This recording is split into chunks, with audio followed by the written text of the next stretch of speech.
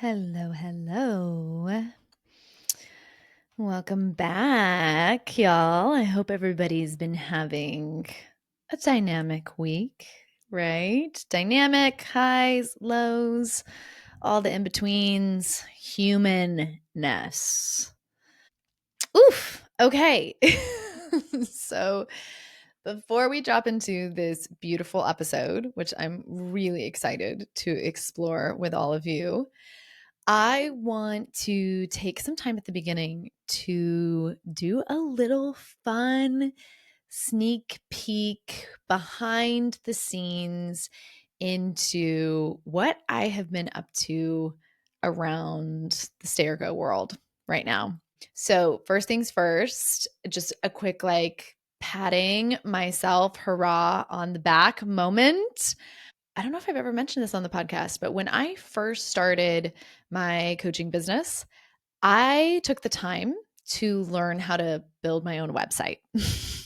I mean, so many incredible things that I fucking learned how to do to have my business, but that's a big one of them. And my assistant Alex and I have been doing a lot of behind the scenes work the last month. And one of those things was me updating various things on the website and even creating up some new landing pages that I am kind of obsessed and in love with. So, more will be coming, but the two that just dropped this week are a new one for the 90-minute intensive, which I have renamed the Get Unstuck and Empowered session. And for any of you that have already done 90 minutes with me, I was like, yep, that's what we do. We get unstuck on that call, and then we build all this empowered momentum to get you moving forward. So I kind of love it. One of my favorite things about my business is getting to brand and use color and fonts to make things feel a certain way. So I just have to say, if you have been considering a 90-minute and have not gone over to my website yet to kind of dive in and see what it's about, go do it. I added a lot more copy. There's a lot more details to all of it that I'm really proud of and I'm excited for. So that's going to be linked in the show notes. Also, you'll notice, so under the Work With Me tab, there'll be the Get Unstuck and Empowered session. And then there is also my one-on-one coaching, which I have also completely rebranded and named the Deep Dive. And if y'all thought you loved when you go see the 90-minute session, if you love that copy, holy shit, is my deep dive just phenomenal. I had so much fun creating this. So, for any of you that have been considering one on one coaching, that is where all of the details are, like the deep in nitty gritty, what we're doing, what it costs, how long we're working together. Just really gorgeous as well. That'll be linked in the show notes. Go over, check them out. Yeah, and then just send me gorgeous vibes, y'all. This was a lot of work on the back end of my business. Whenever I do website editing, it is like I have to go back and relearn all of it. And I only do it, once a year usually. So, kind of a big, exciting deal. I'm also soon going to be adding a page for the community to the website, which I'm so excited for because the community has a completely different color scheme and brand and feel. Also, I'm excited in the podcast section of the website. I have been collecting from those of you that have sent me DMs or emails, all of your beautiful little messages about the podcast. And I'm going to be adding those to the podcast page. So you may end up finding yourself somewhere in one of my reviews or in a comment. And that just feels really special. So keep an eye out for that as well. Now, the other big sneak peek is that this next month, we are going to be doing the podcast a little bit differently over here. My assistant, Alex, is going to Europe for 2.5 weeks, y'all. What the fuck? I want to live vicariously through her. Her sister is over there right now. She's going to go stay with her. And I am just such a hell yeah for her on this. That is like, in many ways, having Alex as my assistant, I'm like getting to live my 20s through her now. So she's headed to Europe and she does the majority of my podcast editing. In fact, she does all of it. I don't even know why I'm saying majority. She does it all, y'all. She is the gorgeous engine and power behind everything we're putting out. So, because of that, we decided we wanted to get ahead of the podcast, let her edit those this week before she leaves. And on the other side of all of this is the big announcement that we are starting to release all of the podcast episodes on YouTube with video. So, guys, this is a big moment for me. I have wanted to release the podcast with video on YouTube for a while now. We just, there were just so many different things that we were doing.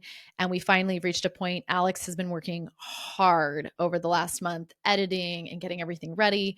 Once again, it has like a different branding kind of feel for that platform. So, she has been busy doing all of that. And in fact, this week she started dropping our past episodes. We're kind of going to be dropping them to a day just to kind of start catching up.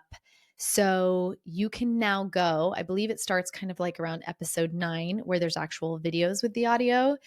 But you can now go and watch the episodes and actually see me talking. I love the ones where I have guests because you'll actually be able to see them, our dialogue back and forth. It's really fun too. There are some of the episodes where you'll see Jake or sometimes Coco in the back running around. So, to celebrate the drop of the podcast landing on YouTube, to make space for Alex to just go to Europe and fucking taste all of the European flavors over there. If y'all listen to my last episode, you know what I'm talking about. We have decided to record the next 4 episodes ahead of time. So, as I am right now recording this, I'm actually recording this on Thursday, April 10th. You guys won't hear it until Tuesday. That's the magic of podcasting. And I actually have 4 episode outlines already written and ready to be recorded. And I'm going to be recording all of them this weekend. And then Alex is going to edit those and be able to get those up over the next month. And I'm hoping that these episodes will be more impactful and kind of short form. I will caveat and say today's is not going to be that case. I dove into this one and I was just like, oh my God, we need this and this and this and this. So today's will just be what it is, but hopefully the next 3 will be a little bit shorter. And with that shortness in mind, right? It's going to be a little different. Hopefully that provides some space for all of you to, if you're missing the long form that I normally have on the podcast, to go dip back in to previous episodes over on the YouTube channel. This is a month for you, the month coming ahead, to brush up on episodes you may have loved in the past that are still, I always think when you listen to them the second time, you're going to hear something different because you're a different person. Also, Alex is going to be with these 4 episodes that I'm going to do now. She's going to be linking at the bottom of these other episodes that relate. So as I was building out each of these 4 episodes that are coming over the next month, I also was like, okay, I'm talking about this. Where are the other episodes that will relate? So you'll be able to, in the show notes, just click over and pop over to YouTube to watch other episodes that will link up with the episodes I'm going to be dropping for you. Also, so the other exciting thing about this is it's been a lot of work, ahead of time kind of work, to have all of these ready and recorded. But the exciting thing is, once they're all recorded, I will now have a month where I am not needing to be recording a podcast episode every week. So, another fun thing that I thought I would do this month to kind of switch things up is I am going to be hanging out more on social media. I'm going to be posting on Insta again. I'm going to be playing over there. And shocker of all shockers, I will actually be reading my DMs. Like, what? So this next month is really an opportunity to get to kind of connect in with me more personally. Depending on how it goes, if I'm finding that there's a lot of you over there and there's just a lot of interest, I may even do a couple of lives because I think it'd be really neat to be with you all. I mean, there's so many of you that listen to the podcast that I've never gotten to meet or really like see your names or hear questions from you. So it'd be cool to do a couple lives where you guys get to ask questions and I get to answer just kind of in a more free flowing format. So that's something that might be on the table, just depending on how it goes when I get over and into that space again. But I'm really excited to hopefully get to connect with more of you in a more intimate way, personal way over on Instagram. And then, of course, all of you getting to connect with me more visually over on YouTube. You are definitely going to get to watch my hair change over the podcast. As Alex has started pulling these old episodes and stuff up, I'm like, oh my God, I love my hair. My hair was so short. It was so blonde. So I think I may have to, spice things up this next year with the hair again. So yay, that is my sneak peek for you all. That is a fun little shakeup with the podcast this next month from our normally scheduled programming. And with all of that said, we are now ready to drop in to one hell of an episode that I have for you all today.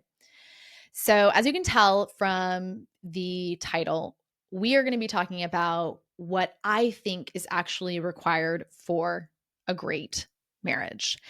And notice, I'm not saying a so-so marriage, a semi-good marriage, a fine marriage.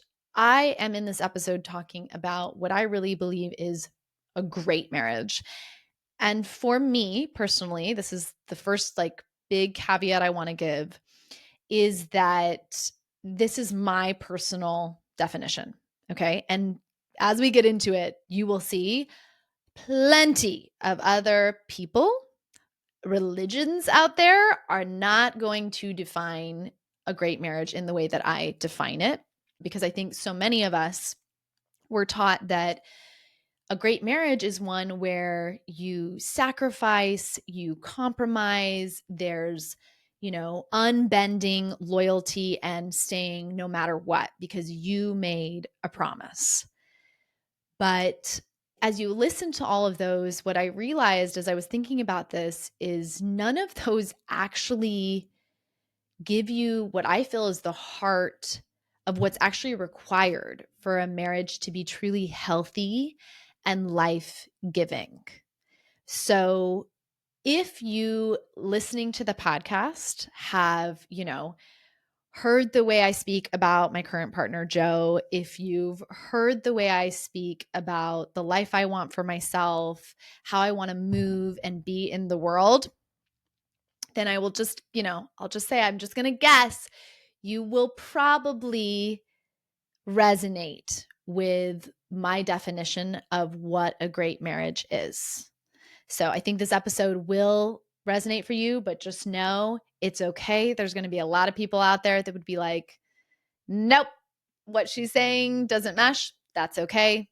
This is my opinion. This is what I've taken from my 4+ years of coaching women considering divorce, my own experiences. I'm like, these are the goods. This is what makes it great. So I want to start by grounding us into this theory that I have. Okay. And my theory is this: the foundation of a great marriage is two partners who are, one, operating in emotional adulthood, and two, have secure attachment in themselves and can thus be a secure base for each other.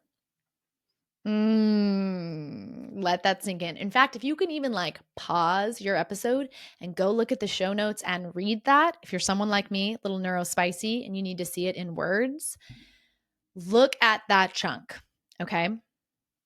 Because this is what the episode's going to be about, and we're going to dive into both of these parts. Before we do the deep dive into the parts, though, I want to explore this word I said at the end, right? Being a secure base for each other. And I actually want to dive into one of my favorite books that has really formed, I'd say, a lot of the basis, that secure attachment piece for me when thinking about this. So the book is attached. I've talked about it before. by Dr. Amir Levine and Rachel S.F. Heller. Alex is going to link it in the show notes. But in this book, they talk about the importance of having a secure base. And I want to explain what that is. Okay, so those of you that took any child development classes, I actually studied this a lot in college. One of the most important tests that's been studied in the field of attachment theory is this thing called the strange situation test. And to briefly outline it for you, the way they do it is they bring a mother and a child into a room, and the child ends up playing with the toys, getting acclimated to the room, and they're watching how the mother and child are interacting. And then they have the mother leave the room and they watch what happens when the child realizes that their mother is gone. And typically, what you'll see is the child starts to get upset, starts crying, calls out for their mother, maybe goes to the door, hoping their mother will come back. The assistant that's there may even try to like re-engage the child. And typically, the child won't. They'll keep crying and being distressed until the mother then returns to the room after a little while. And you'll see the child like rush over to the mother, raise her arms, like wanting to connect. The mother soothes the child. And after a certain period of time, the child's interest in the toys returns and they resume playing again. Okay. So it says, Mary Ainsworth was fascinated by the way in which children's exploratory drive, their ability to play and learn, could be aroused or stifled by their mother's presence or departure. She found that having an attachment figure in the room was enough to allow a child to go out into a previously unknown environment and explore with confidence, right? This is that moment of they show up in a room the child's never been in before, but because it's with its mother, it's like, okay, I'm going to play with these toys. This presence is known as a secure base. It is the knowledge that you are backed by someone who is supportive and whom you can rely on with 100% certainty and turn to in times of need. A secure base is a prerequisite for a child's ability to explore, develop, and learn. And there's a whole, if you guys like ChatGPT this, it will take you down a gorgeous rabbit hole around, parents that don't have secure connections with their children. Like that's, when we talk about our attachment wounds and our childhood trauma, it's in this research, this test, that a lot of this gets shown. But now I want to take you into what they say about a secure base for grown-ups. As adults, we don't play with toys anymore, but we do have to go out into the world and deal with novel situations and difficult challenges. We want to be highly functional at work, at ease and inspired in our hobbies, and compassionate enough to care for our children and partners. If we feel secure, like the infant in the strange situation test when her mother is present, the world is at our feet. We can take risks, be creative, and pursue our dreams. And if we lack that sense of security, if we are unsure whether the person closest to us, our romantic partner, truly believes in us and supports us and will be there for us in times of need, we'll find it much harder to maintain focus and engage in life. As in the strange situation test, when our partners are thoroughly dependable and make us feel safe, and especially if they know how to reassure us during the hard times, we can turn our attention to all the other aspects of life that make our existence meaningful. Y'all, I don't know about you, but this is not what I understood the importance of a marriage being. I mean, let me say this part one more time, right? If we are unsure whether the person closest to us, our romantic partner, truly believes in us and supports us and will be there for us in times of need, then we will find it much harder to maintain focus and engage in life. This idea of having a secure base explains why your marriage is like a make or break kind of thing in your life. I mean, so many of you, right? It's like, why is this such a big deal? Why does this matter so much? Like, I don't think you've had the framework to understand the importance of this relationship. Not having a secure base can literally mess you up in all these other areas of your life. And as I'm sure some of you are thinking in this moment, you're like, shit, right? Because if you didn't have a secure base in childhood and you don't have one in your marriage now, right? Wow, what a difficult way to go through the world. Let me put it that way. Okay. So we are going to dive into this more deeply, but I wanted you to start with understanding a secure base, thinking of your marriage as being a place that you want to have a partner that feels like a secure base for you. I also, though, want to start out with explaining just from the get go what I think a great marriage is not. Okay. I want to clarify some of the things that I think we've been told great marriages are and that I don't think they are. So, this is like me just doing a quick bust of these outdated myths that many of you may have heard or that you probably don't even realize are programmed into you. So, a lot of people think that great marriages are ones where you stay no matter what. Like you get through anything and everything together, no matter how bad it gets, you guys stick with it. And that somehow equals success. I hope through this podcast so far, you guys have realized along with me that I do not believe that. I do not believe staying no matter what equals success. That, the cost of your mental health, the cost of your connection to yourself, the cost of your ability to have a life that you love, in my world, it's not worth it.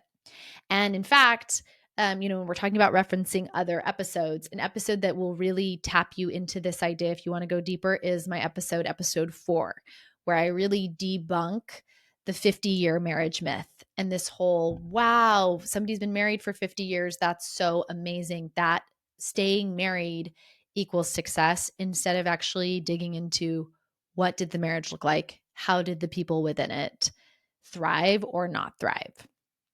Another myth is that avoiding conflict in your marriage equals peace, equals a good marriage. We don't fight often, we don't have that many disagreements.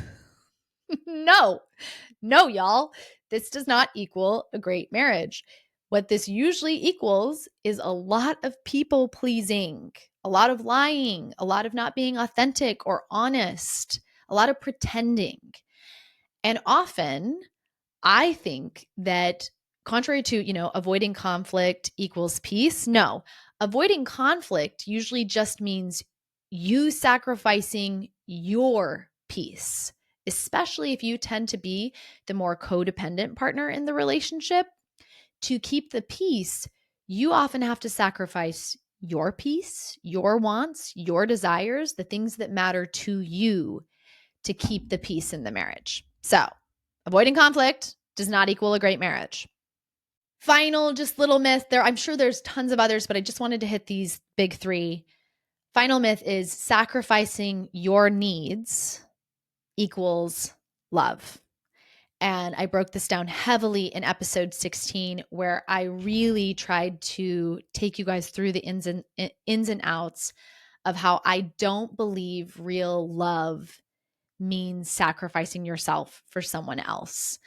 At the heart of what I think real love or, this great marriage is two people thriving individually and coming together and being more in the togetherness. This is not, I sacrifice myself to stay with you and somehow it's magically better because now there's a half of me and a whole of you. Like, no.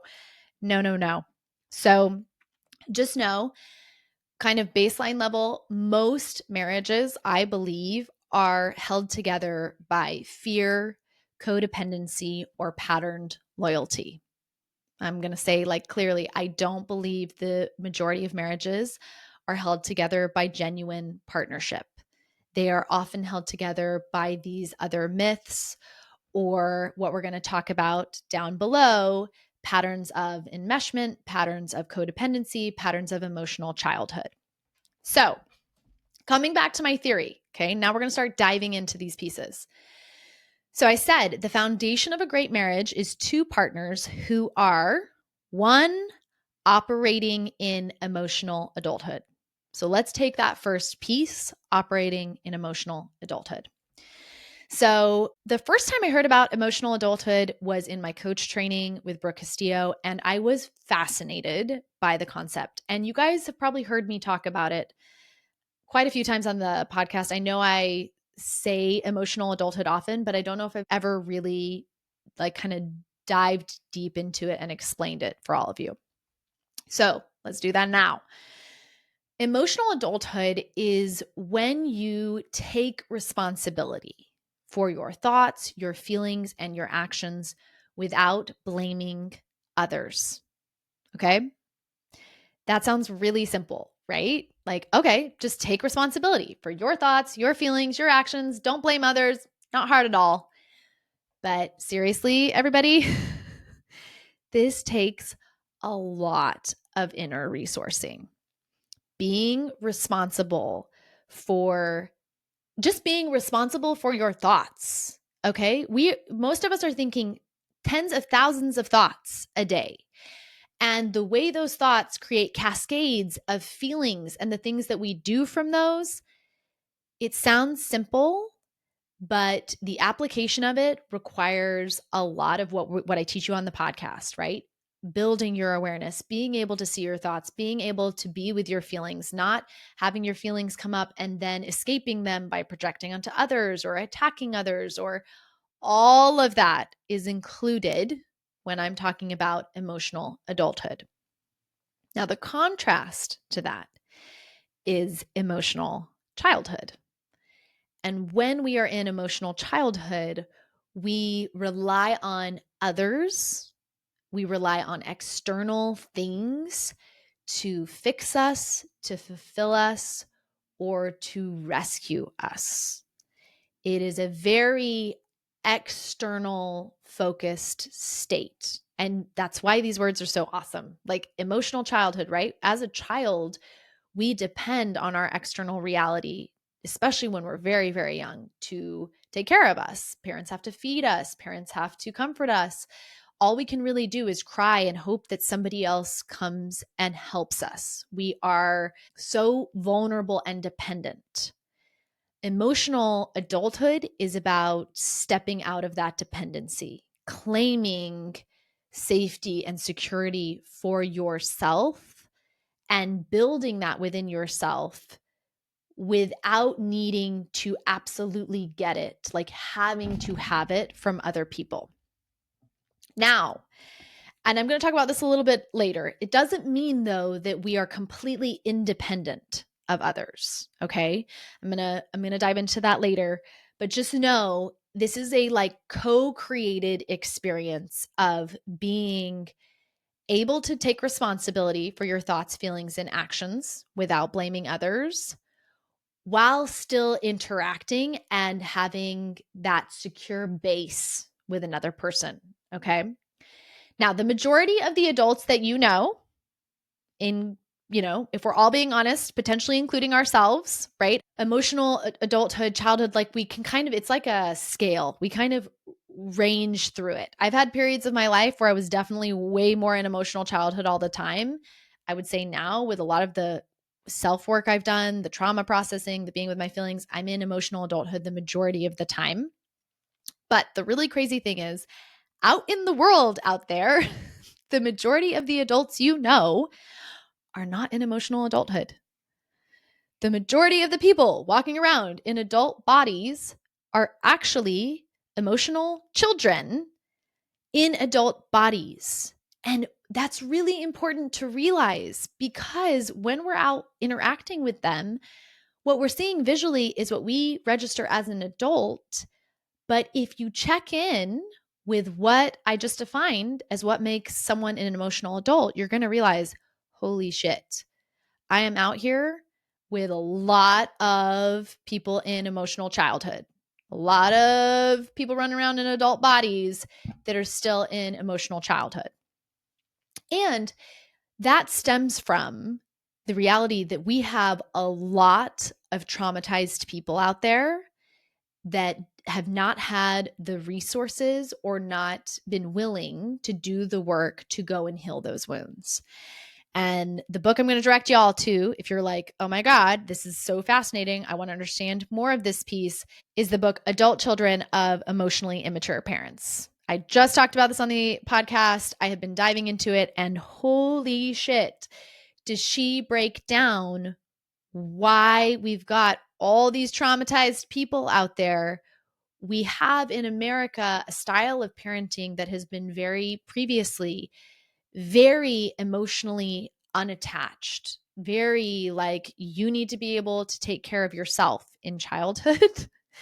And that actually has created a lack of secure bases for so many of us. So, if we have not seen those childhood patterns, started to realize them, started to start healing those wounds, what we do is we get into these cycles in adulthood where we are repeating similar trauma to the lack of connection, secure base we had in childhood. So I want to use an example that I have. I have a current client right now who is in a cycle that is just like this with her affair partner. So her affair partner comes from a very, very traumatic childhood.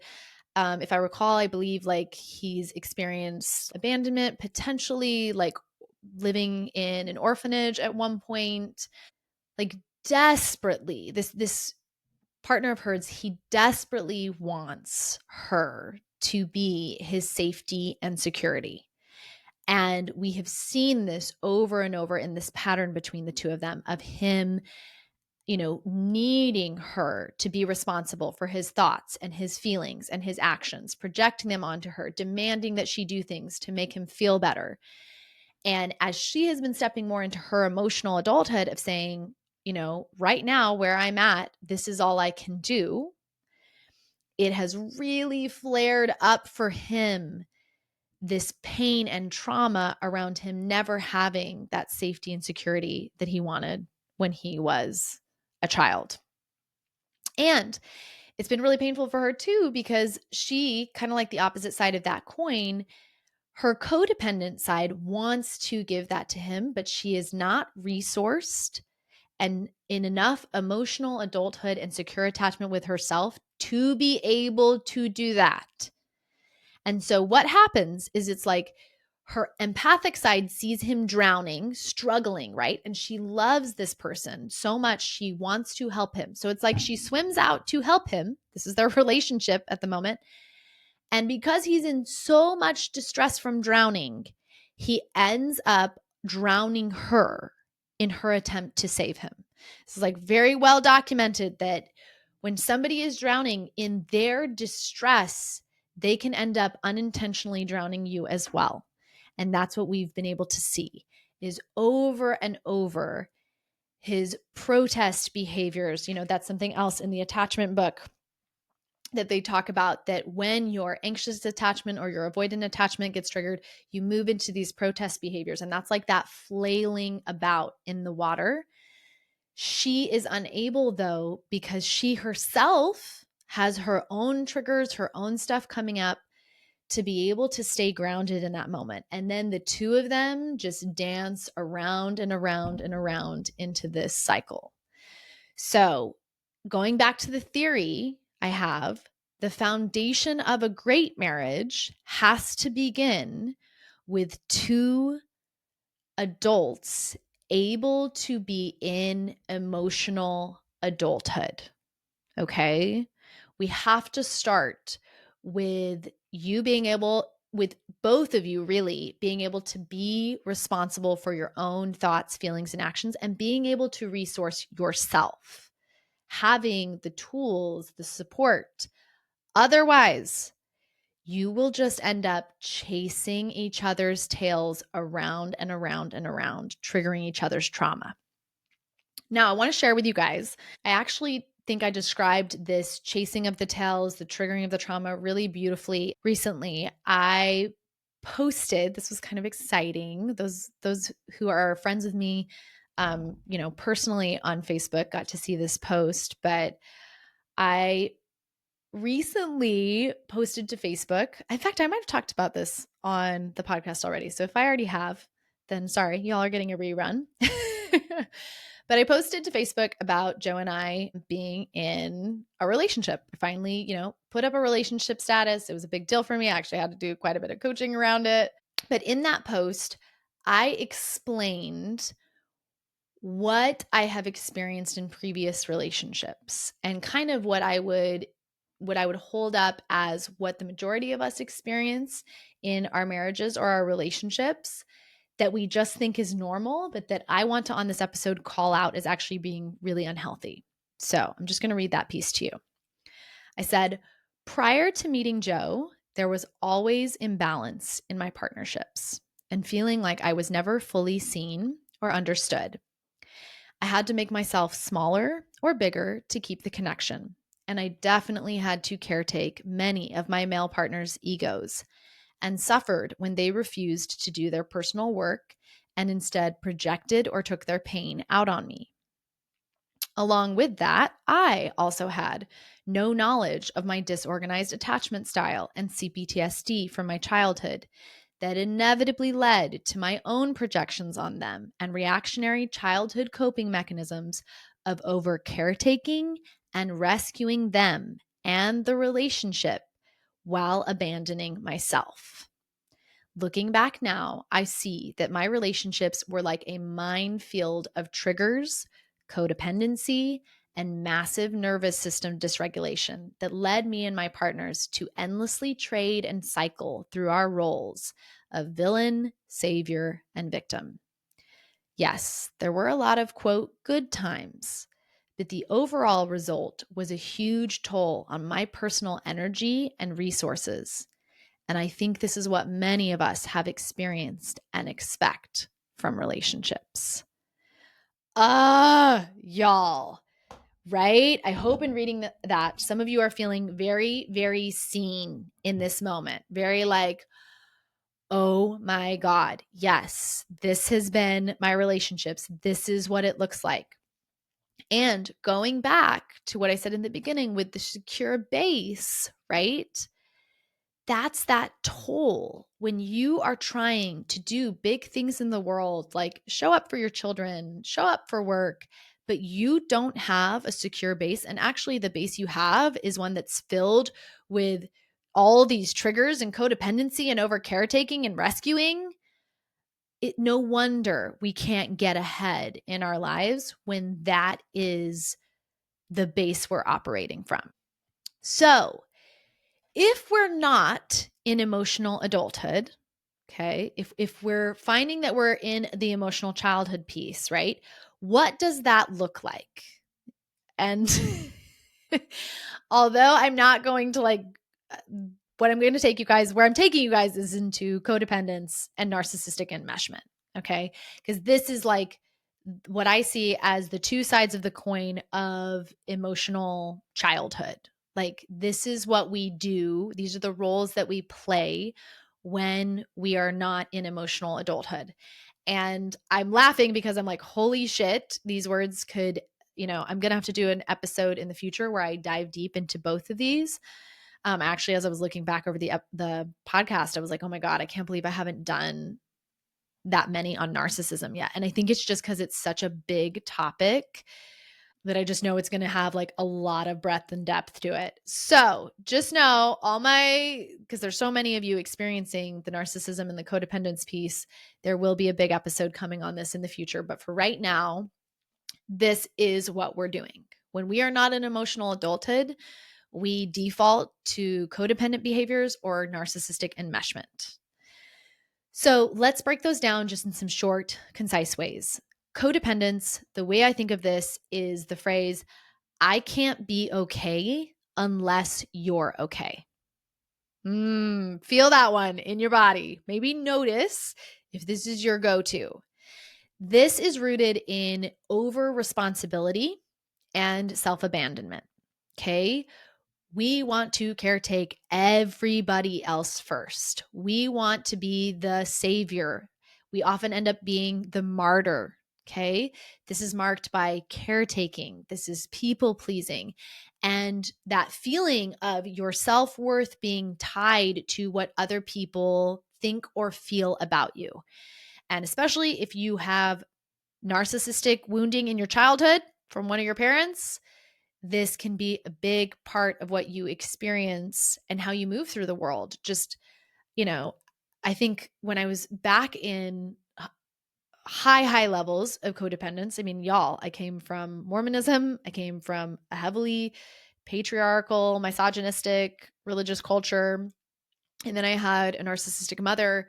I often viewed myself like from an outside angle. Like I was not embodied in my experience because I was so caught up in what does everybody else need from me? What are they thinking about me? What are they feeling about me? And how can I control that? And what do I need to do to be liked? Now, the opposite side of the coin on that is the narcissistic enmeshment energy or the emotional manipulation that you often see with this. And the phrase I've got for you on this one, y'all, is I can't be okay unless you do what I want. And that's why I'm calling it, I'm not really speaking, I'm speaking specifically of the enmeshment piece of this, right? Because I'm talking about how does emotional childhood show up for narcissists. It shows up by them getting really enmeshed in this idea of, I can't be okay unless you give me what I need or what I want, and then emotionally manipulating in order to get it.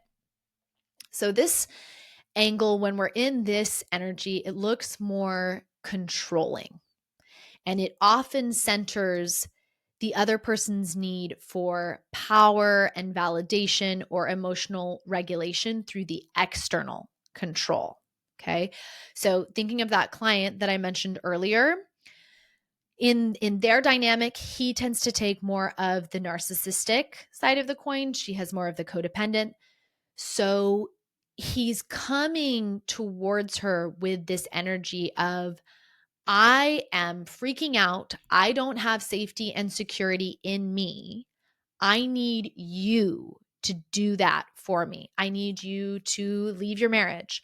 I need you to set up this new schedule. I need you to move, change so that I can finally feel safe. Often these individuals, they really can't tolerate, like they have a low threshold for being able to tolerate rejection, okay, being told no, autonomy, which is like, hey, I'm my own person, you're your own person, I need to be doing my stuff, you need to be doing yours. She's tried that over and over, telling him like, dude, I'm going through my own stuff right now, I need to be able to work on me. He cannot tolerate that. Or unmet expectations. So a good example would be, it's his birthday's coming up. He recently said to her, like, I need you basically to like move out and set up the schedule with your husband and your kids because it's my birthday. And I just love that because I think it's the most powerful example of like, they have these ideas in their head of what they need, expectations. And when you don't meet them, holy shit. Okay. Get ready for the fire. Because when those things happen, when they're rejected, when they feel like you're not meeting their expectations, they can show up with massive amounts of guilt tripping, emotional meltdowns when the boundaries get set, right? It's like a child having a tantrum. You'll often see love withdrawal or rage when the unmet needs aren't immediately satisfied. Okay. And this is like usually that big shitstorm kind of feeling that if you're on the more codependent side, that's where you kind of fall back. You're like, okay, you start judging yourself, hating on yourself, thinking you need to do better, and recommitting. Now, here's the thing, too. Both of these, when I say they're two sides of the coin, neither one, I don't see like, oh my God, narcissists are these horrible people and codependents are just the victims. No, these are both equal and opposite sides of those coins that are unhealthy in both ways. And I want to emphasize this because I think sometimes we can get caught up in thinking, I think socially it can be more approved for women when we people please and we self abnegate and we abandon ourselves to caretake and rescue others. But y'all, this is just as unhealthy as the patterns on the opposite side. Okay. So now we can see these are these roles that a lot of us, if we are not in emotional adulthood, we fall into these roles and we rotate and trade through them with each other. And we call it a marriage. We think this is what a marriage is. Okay. But I want to take you guys back to that secure base idea for the moment. Here's what I want you guys to know. Okay. This is the danger in believing that what is actually emotional childhood, okay, and narcissistic and codependent flip-flopping with each other, just believing that is a marriage has big repercussions. Because here's the quote, okay? When our partner is unable to meet our basic attachment needs, we experience a chronic sense of disquiet and tension that leaves us more exposed to various ailments. Not only is our emotional well-being sacrificed when we are in a romantic partnership with someone who doesn't provide a secure base, but so is our physical health. It seems then that our partners powerfully affect our ability to thrive in the world. There is no way around that. Not only do they influence how we feel about ourselves, but also the degree to which we believe in ourselves and whether we will attempt to achieve our hopes and dreams. Having a partner who fulfills our intrinsic attachment needs and feels comfortable acting as a secure base and safe haven can help us remain emotionally and physically healthier and live longer. Having a partner who is inconsistently available or supportive can be a truly demoralizing and debilitating experience that can literally stunt our growth and stymie our health. Whoa. I hope in this moment, those of you that have been really, really suffering in your marriages are feeling seen. Because what I've been thinking about over these last 2 weeks is how much we, at least I think here in America, shove under the rug and do not appropriately address the amount of pain that is experienced in dysfunctional marriages. It's kind of become the standard. It's just what we think a marriage is. And for most of us, it's what we saw in our parents' marriages. So we don't know anything else. And we stay not understanding that the dynamics, the unhealthy, painful dynamics of a dysfunctional marriage can literally fuck you over. I mean, it's said right there. It can literally prevent you from believing in yourself, from achieving the things you want in your life. This is not just me saying this. Like, I think y'all, you may have heard me saying it and you might be like, well, that's just Britta, Britta just really believes in that. But no, the science actually shows that when your secure base isn't secure, your longevity, your amount, your healthiness, the length you live are all affected, which I'm having those echoes of Quinn on that one episode where she was like, women live shorter when they're married. Their life expectancy actually goes down if they're married. So sit for a second with giving yourself the gift of saying, this is a really big fucking deal. If you are feeling upset and frustrated and hurt and confused and all of that, back and forth in the marriage, this is not a small thing. And it's not going to be fixed by just, hang in there. You made a commitment. Okay. So we've got the first piece kind of locked in, right? Which is my theory that for this to be a great marriage, we've got to have emotional adulthood in the two partners involved. The second piece, though, is the secure attachment. Okay. And on this part, I'm not going to dive all the way down into attachment styles because guess what? I already did. So you'll see linked in the show notes, episode 12. That's where I did my deep dive down into the anxious, the avoidant, and the secure attachment styles.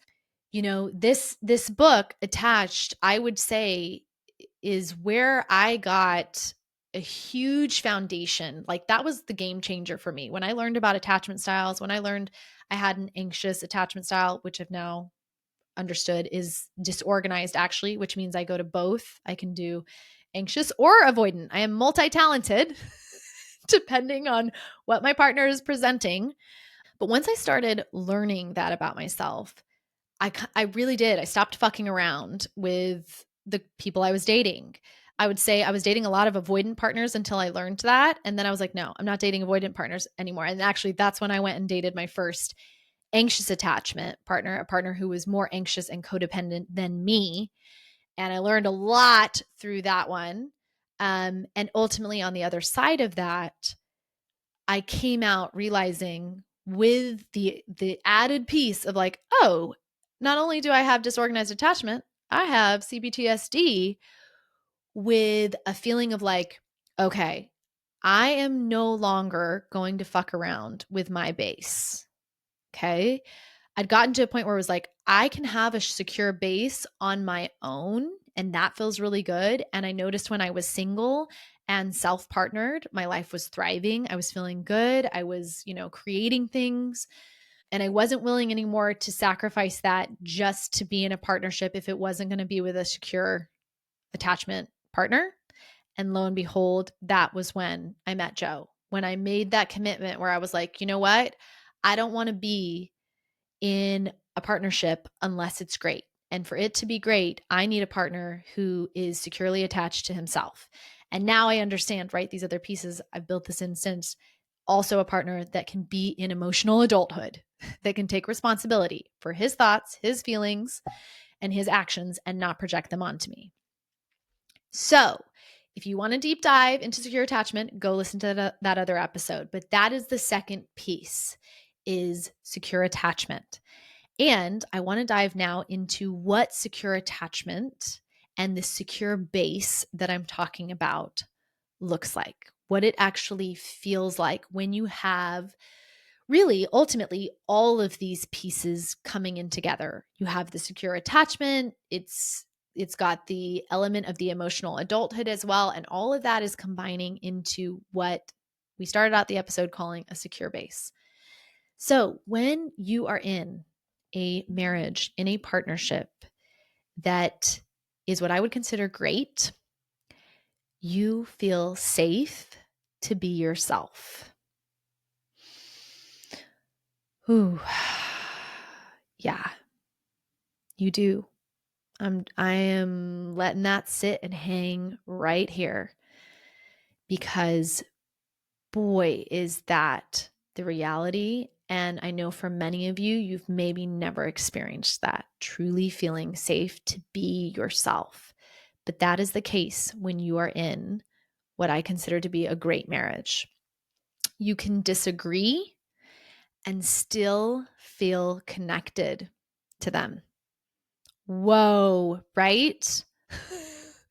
I love so much that I'm doing this episode now at this point in my life because y'all, before I met Joe, and you guys know this from listening to the podcast, this was a dream that I had for a long time. I hoped that this would be something that I would experience in my life, but I had no proof that this was actually real, that this could actually happen.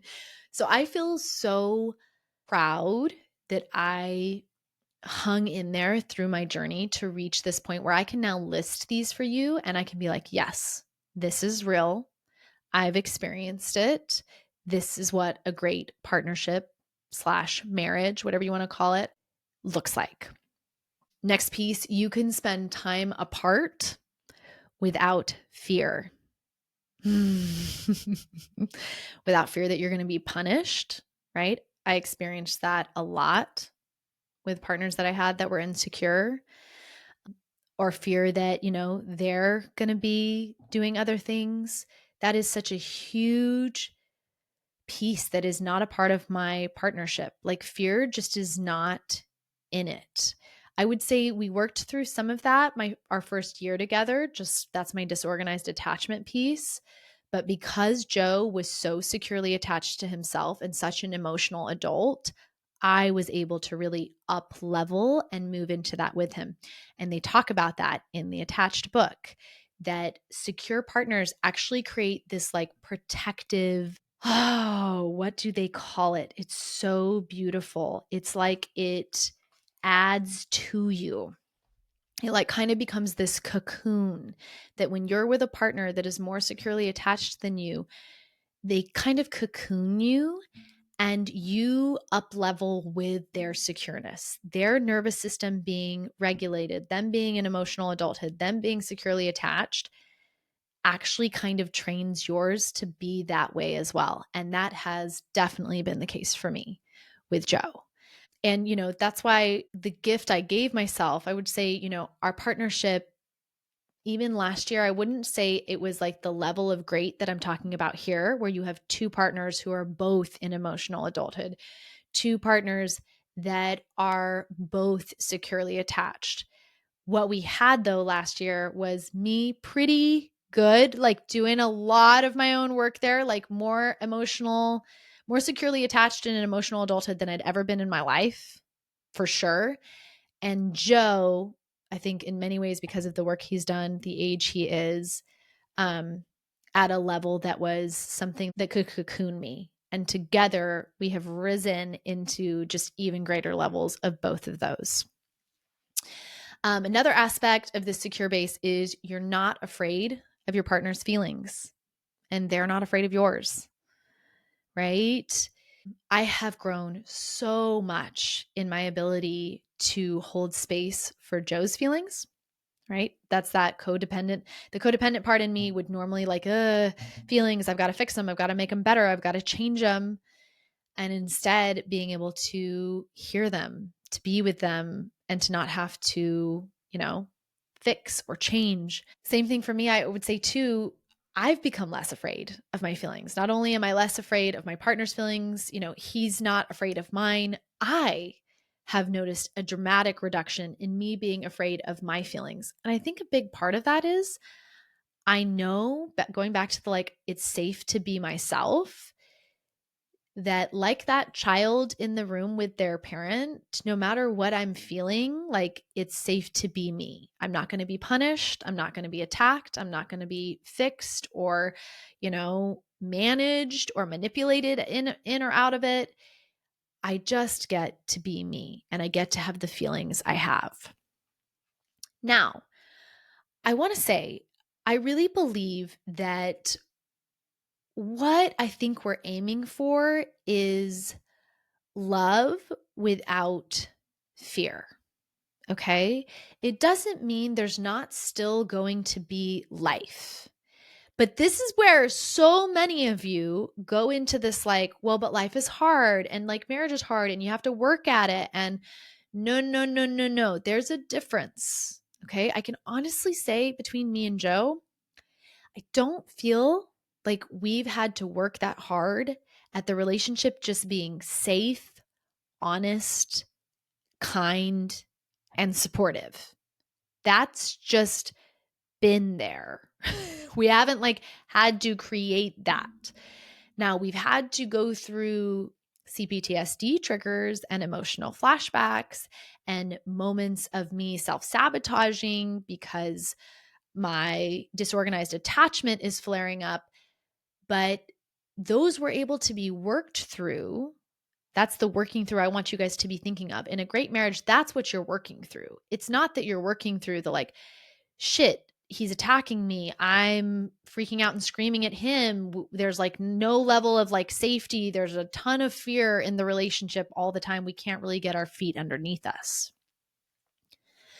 So, to also help you wrap your head around this secure base, what it looks like, what it feels like, what a partner might be like in this, I wanted to read this list for y'all from the Attached book because I loved it. It's just more and more of these, like, here's what it looks like, here's what it feels like, y'all. And it's been really fun for me to read this and to do this episode because, like I said, I'm finally in a relationship where I remember reading this list 2 or 3 years ago and being like, what the fuck? Who are these people? I've never met somebody like this. And now I'm like, oh, it is real. It's not a fairy tale. Unicorns exist. Okay, so let's read a little bit more about what securely attached partners are like. Okay, so it says they are great conflict busters. During a fight, they don't feel the need to act defensively or to injure or punish their partner. And so they prevent the situation from escalating. Securely attached partners are mentally flexible. They are not threatened by criticism. They're willing to reconsider their ways and, if necessary, revise their beliefs and strategies. They are effective communicators. They expect others to be understanding and responsive, so expressing their feelings freely and accurately to their partners comes naturally to them. They are not game players. They want closeness and believe others want the same, so why play games? They are comfortable with closeness and unconcerned about boundaries. They seek intimacy and aren't afraid of being, quote, enmeshed because they aren't overwhelmed by a fear of being slighted, like the anxious are, or the need to deactivate and pull back, as the avoidants do. They find it easy to enjoy closeness, whether physical or emotional. Securely attached individuals are quick to forgive. They assume their partner's intentions are good and are therefore likely to forgive them when they do something hurtful. They are inclined to view sex and emotional intimacy as one. They don't need to create distance by separating the two, by being close either emotionally or sexually, but not both. They treat their partners like royalty. When you've become part of their inner circle, they treat you with love and respect. They are secure in their power to improve the relationship. They are confident in their positive beliefs about themselves and others, which makes this assumption logical. And finally, they are responsible for their partner's well-being. They expect others to be responsive and loving toward them, and so are responsive to others' needs. Now, I want to say, reading this list, I'm sure some of you are like, whoa, what? This is like, wait, what? This is far beyond what I think. Like, there may be some things in here that have shocked you. And if so, go get the book. Okay, so now that I've finished that list, I just want to finish with this last paragraph for you.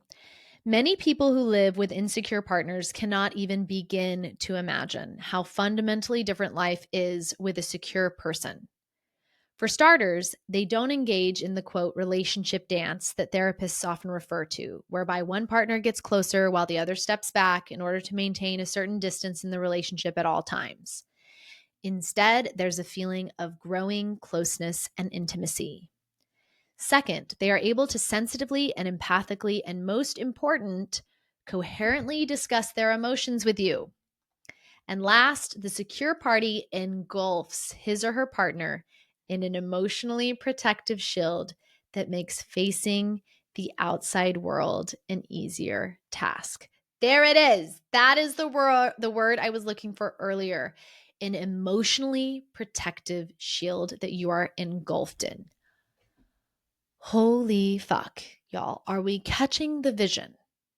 Are we catching the vision of what a truly great marriage looks like? Because I have a feeling most of y'all have never even heard of something like this, much less seen it. But here's where I want to tie in this next piece. I can unequivocally say this is real. So I want to quote in that Facebook post that I had quoted earlier where I was talking about like what previous relationships were. I want to finish out the quote with where I explained what it's been like with Joe in comparison. Okay. So I said, I can't go into all the nuances and depth of what this last year in partnership with Joe has been like and taught me. But what I can say is that with Joe, it has been the opposite from the very beginning. He is truly a human that has and is doing the deeper self work.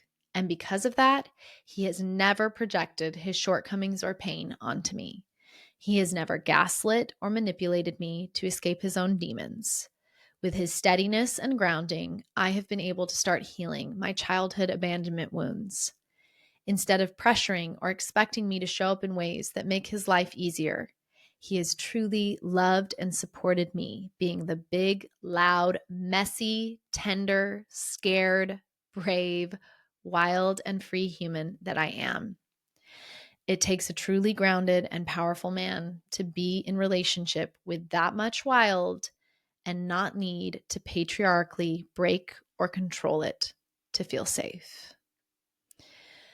I have experienced firsthand for myself, y'all, what a difference this makes. It is a game changer when you are paired with a partner like this. I just can't even. I hope through this episode, through me actually breaking it down and like showing you guys, right? These core pieces of, is my partner able to be an emotional adult? Right? Is he able to take responsibility for his thoughts, his feelings, his actions? And then on the flip side, is he able to be securely attached to himself? Is he able to show up as someone in secure attachment, right? That list that I told you. Are we together? Am I feeling this way? Am I able to be myself? Is it safe to be myself in the relationship?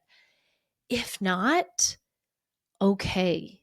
Then we start there and we be honest with ourselves about what is actually possible here, because I think you guys are spending a ton of energy spinning round and round on should I stay, without even understanding what a great marriage looks like and if we have any of the components here to accomplish that, right? So I have a self check for you guys, just some questions that I want you coming off of this episode to be asking yourselves. First one is, am I in emotional adulthood most of the time? And this is a piece I wanted to address here at the end. First off, saying, woof, gentle, be gentle. Okay. If you especially tend to be on the codependent side of the coin, which most of you do, you tend to be really harsh with yourselves and excuse all of your partner's behavior because you're like, oh my God, well, I'm not in emotional adulthood all of the time. I'm not securely attached to myself. So how can I expect that from him? And that is not what I want you guys doing. I hope if any takeaway has come from this, it's what an incredible help it can be to have a partner that is more securely attached than you. And it's okay to say, that is not the case in my marriage, and I'm not going to stay in this marriage and keep hoping that one of us will somehow be able to magically stop drowning and become securely attached for the other. That never happened for me, you guys. I was never able to go into a relationship where neither of us were securely attached or emotionally, or, mainly in emotional adulthood, and magically one of us became it, because the triggers are so severe in those relationships, you don't ever get your head above water.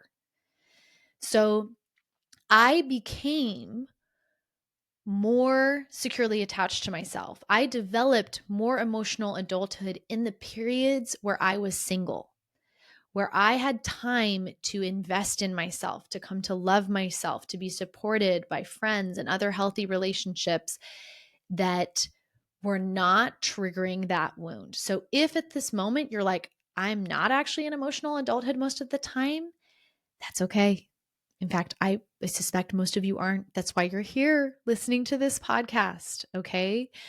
And we are going to speak, I've actually got some episodes coming where I'm going to speak more about this aspect of, okay, so I'm not in a lot of emotional adulthood. How do I do that? And specifically, the effects that a lot of you might be experiencing from the narcissistic emotional manipulation and abuse, because it is absolutely unrealistic to expect yourself to experience secure attachment or emotional adulthood when you have severe childhood trauma being reactivated and triggered, possibly lots of CPTSD and emotional flashbacks, right? Am I painting the picture?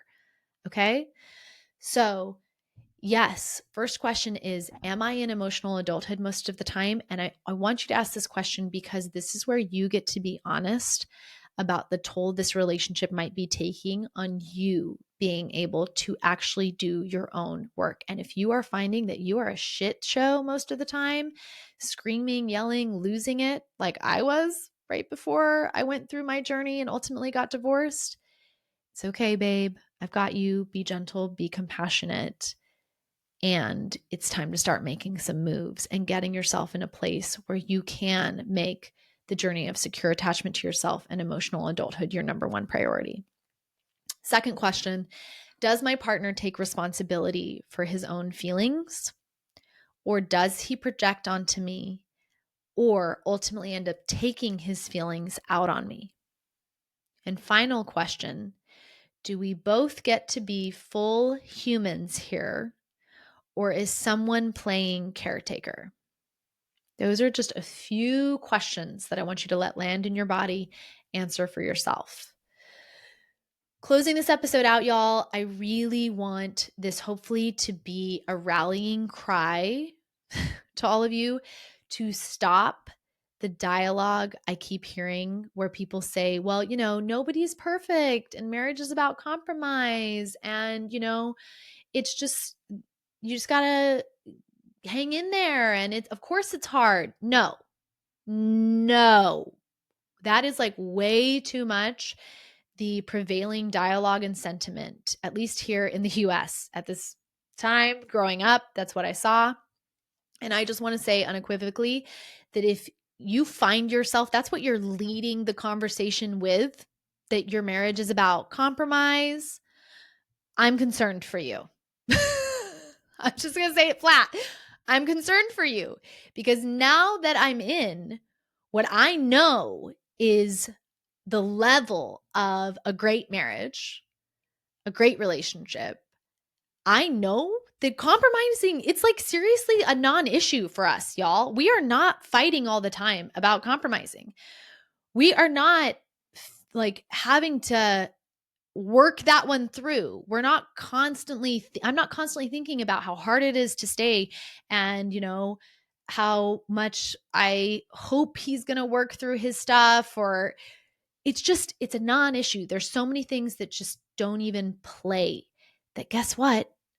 Because I'm not thinking about all that shit, I have all that energy and momentum that gets to be put into the things I love and desire now, right? Because I have this secure base. As you guys are seeing it, I'm fucking blowing up over here in my life right now because I have a secure base that I'm operating from. So check in with yourself. What are the conversations that you're leading out with when you talk about your marriage? If it's excuses for your partner or how you feel sorry for them or how hard of a life they've had, notice that. Okay. I want to say too, it's not that you need a perfect partner. And perfect, I'm putting that in air quotes. I don't even fucking know what that means. But a lot of us, we have this idea like, oh, he's going to be 6'2" and he's going to do this and he's going to have this job and blah, blah, blah, blah, blah, whatever. You don't need that. But what you do really need is someone who's fucking willing to go just as deep as you will into their own pain and their past and grow through that to have emotional adulthood and secure attachment in themselves. And you deserve to be met by someone that is walking towards themselves as bravely and badass, full bore, like, I want this in the same way that you are. I see so many of you doing the deep work with partners who just aren't there yet. And I think it's a tragedy to see you waiting and hoping that someone will one day show up for you while having to put showing up for yourself on hold for all of that. Oof. Okay, y'all. Woo. So you can tell I am like, this episode brought out in me this just an even deeper understanding of like, no, this is what a great marriage is. And I also thought too, along this line of like, you deserve to be met by someone walking towards themselves the same way you are, at least at the same level. Another episode I'm going to recommend to go deeper in is going to be episode 7, where I talk a lot about guilt. And I just, one of my final notes on this is like, you're not here to raise your husband. I mean, unless you want to be his mom. But if you want a partner in mutuality that can stand next to you, that you want to have incredible, amazing sexual intimacy and chemistry with, and someone who sees you and gets your soul, you have to let go of needing to be his savior and needing to raise him or help him or sacrifice yourself so that he can get through his stuff. There's a level of that. That's the beauty of the nuance of hopefully taking the tools that I'm teaching you and taking it back into your marriage and seeing how much is this person actually doing that deeper work? How much are they stepping into actual emotional adulthood? But I know you guys can figure that out. That's the beauty. That's like the clarion call from this is like, you can, armed with this new information, right, of what a great marriage actually looks like and the questions I have you ask. And now knowing you can go back and you can go, how much emotional adulthood is here? How much is my partner actually open to doing the work to be an emotional adult? And where are we starting at just on like baseline levels of attachment, right? What kind of trauma do we got in this person's background? And what kind of trauma do I have? And then coming from the neutral space of, what are we working with here? And if it just turns out that the trauma we've both got and the lack of secure attachment and the amount of emotional childhood where we're just chasing each other's tails around in circles is not a fit, okay, that's okay. We can move forward. We can, maybe they're not going to want to, but you can consciously uncouple knowing you deserve to have a great marriage. You deserve to have a secure base that can help you create and be all that you want to be in this life. Oof. All right, y'all. Go ahead and check out the show notes on this one and the episodes to come. Like I said, Alex is going to be linking other episodes that we've done in the past that will be related through YouTube, so you can go see the videos of them. And like I said earlier, I promise, even if you listen to it before, the second time around, you're going to hear something different because you're not the same person you were when you listened to it back then. So, all right, y'all. Till next week.